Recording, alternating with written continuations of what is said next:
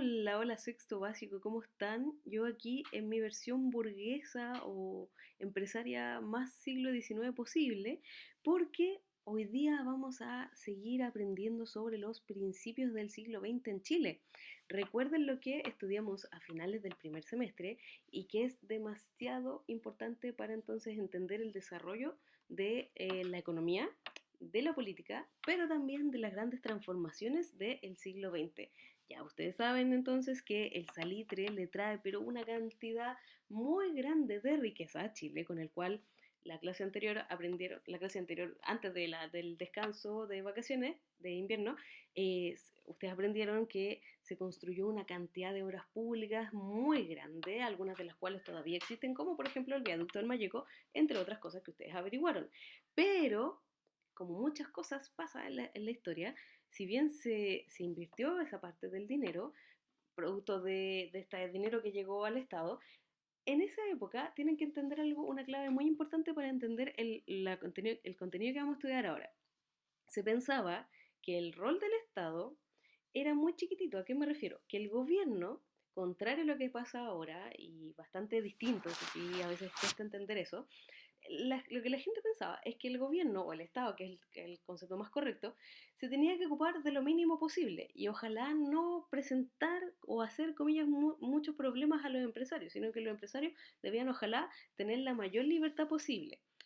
Esto suena bien, pero el problema es que, como usted sabe, el salitre produjo grandes riquezas, muchas, muchas riquezas, y algunas de ellas, vía impuesto, lo recibió el gobierno. Pero también ustedes estudiaron, sobre todo en el caso de las salitreras, porque no profundizamos tanto en el caso del carbón, eso, como ese éxito o eso bien que le fue, no se distribuía de igual manera para todos, porque las obras públicas, si ustedes lo analizaron bien, la mayoría tenían que ver con equipamiento precisamente para seguir distribuyendo el salitre o el carbón.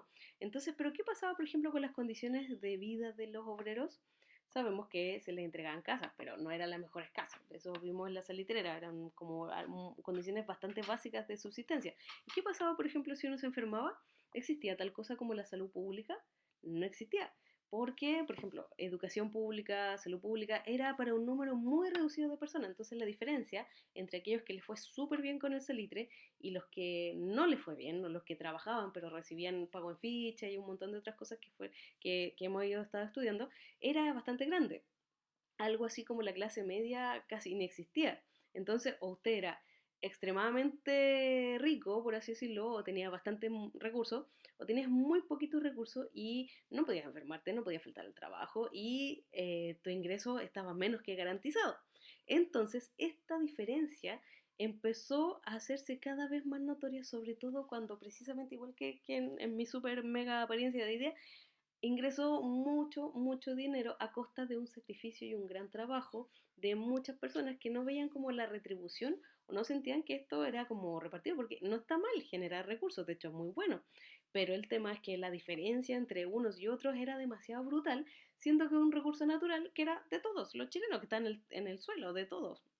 Entonces, a esta diferencia y sobre todo a las condiciones de vida de los sectores populares, el concepto que se usa es cuestión social, porque en el fondo empezó a provocar ruido, porque los sectores populares vivían pésimo, o sea, eran una cantidad de enfermedades, de insalubridad, de condiciones higiénicas del terror, de tratos un poco abusivos a veces de ciertas personas, y entonces empezaron a manifestar su descontento a través de huelgas que eran reprimidas pero de una manera súper brutal. Esta idea que nosotros tenemos de los derechos humanos, del derecho como a manifestarse, no existía a principios del siglo XX en Chile, entonces va a generar un gran tema. Entonces, sobre todo a la situación de vida, de ingreso, de subsistencia de los sectores populares, el concepto para explicarlo es de cuestión social.